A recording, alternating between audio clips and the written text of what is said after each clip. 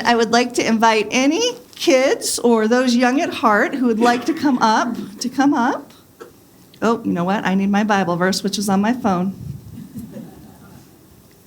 All right. Now you can come up.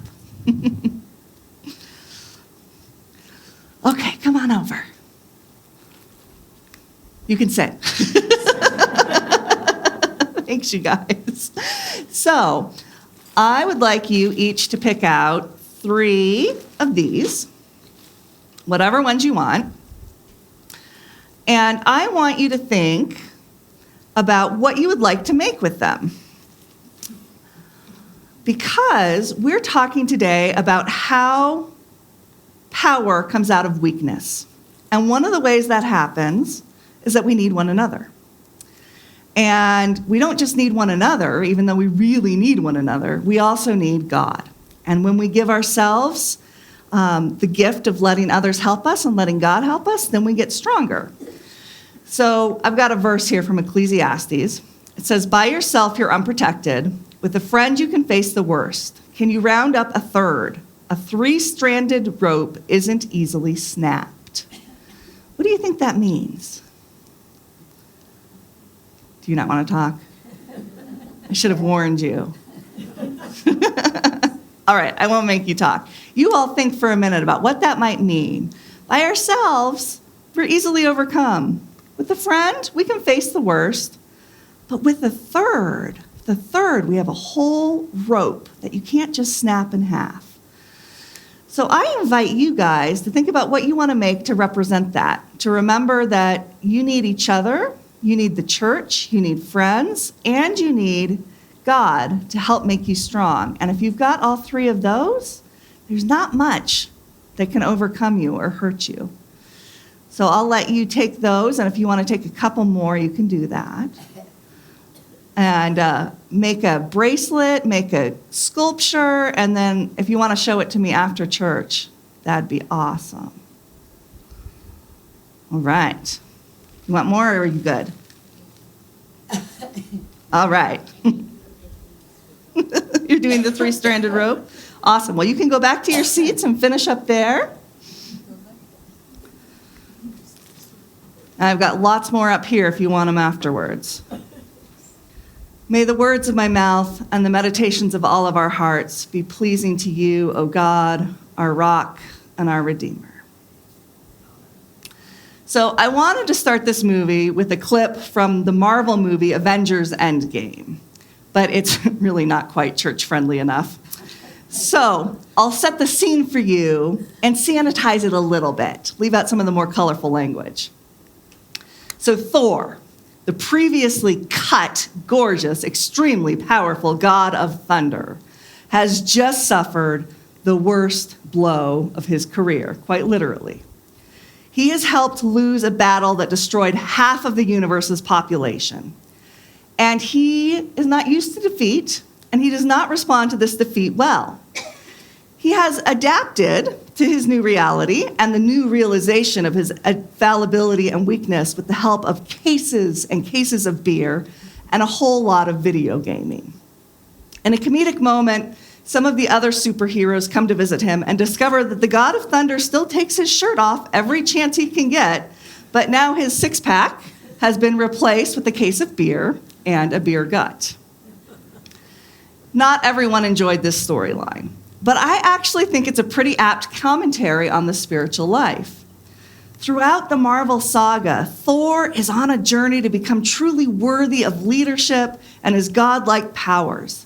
He wrestles with arrogance, individualism, learning to use his power and strength for good, and now he is facing the utter collapse of his self-image and sense of worth. Anyone on a journey to spiritual growth and self-knowledge will have at least one brush with failure, with the discovery that each of us, no matter how much money, no matter how many successes, no matter how much power we amass, are weak and fallible in some way. I've been reading a little bit of Richard Rohr this week.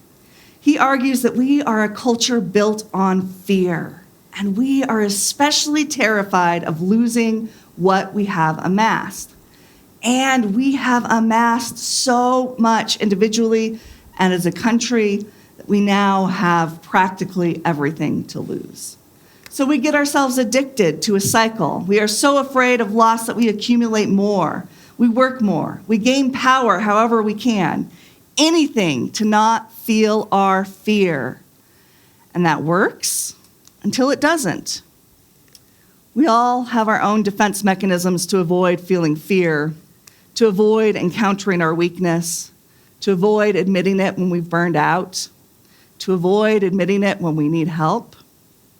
Maybe the defense mechanism is perfectionism and achievement, or money, or busyness, or, like Thor, too much booze and too many video games. But eventually, our defense mechanisms and the old way of doing things will no longer work for us, not if we're honest and not if we're growing. And thanks be to God for that. Because as much as that is painful and awful, as much as I have hated it in my own life, here is the truth. Resurrection doesn't happen without death. Spring doesn't come without the breakdown of the earth that happens during the winter. We don't discover God's unfathomable love for us and grace until we encounter our need and our weakness. Each of us needs to hear for ourselves, my grace is sufficient for you, for my power is made perfect in weakness. It's interesting that we have this line from the epistle paired with the story of Jesus sending his disciples out with nothing. They are to take no money, no extra clothes. They are to rely on the kindness of strangers. They are to rely on the power their teacher has bestowed on them. They are to go out vulnerable, just themselves, just the disciples, and the Jesus whose spirit goes with them. Even Jesus in this story is vulnerable and dependent on others. He can do nothing because of the lack of faith. Presumably, God could do things differently. God could use divine power to force miracles on humanity. But that is not how Jesus chooses to work. He partners with people and their faith. It is their faith that moves mountains. It is their faith that he says heals them. We live in a world where we want to do it on our own. We want to be unassailable. We want to avoid feeling our fear, encountering our need, feeling our grief, encountering our weakness. But that's not how healing occurs. That's not how miracles happen. That's not how the world changes. Faith bids us to let go. Let go of our fear that we're not enough. Let go of the defense mechanisms that keep us from feeling our pain, our need, or maybe even our hope and our love, all those things that make us vulnerable. If we can let go, if we can enter into our need, our vulnerability, our weakness, if we can let God and one another into those spaces, that's when miracles occur. That's when power really unveils itself.